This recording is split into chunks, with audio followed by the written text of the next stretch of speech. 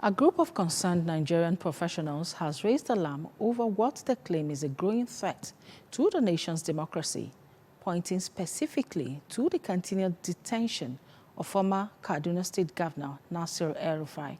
However, the development has generated debates, particularly because Rufai was arraigned in court in Kaduna only a few days ago to face charges brought against him by the Independent Corrupt Practices and Audit-Related Commission,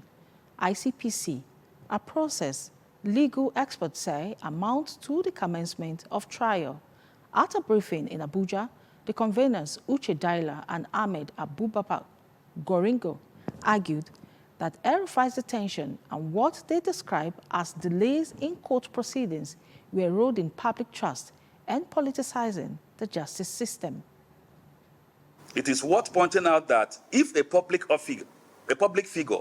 and foremost opposition leader like Malam Nasir Rufai,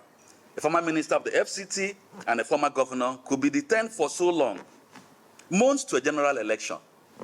with minimal communication to the public from the authorities,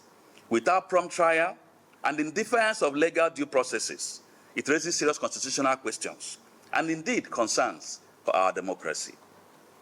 Section 35 of the Nigerian Constitution guarantees the right to personal liberty and limits how long a person can be held without trial. They described the situation as a disturbing signal that citizens' rights are no longer secure.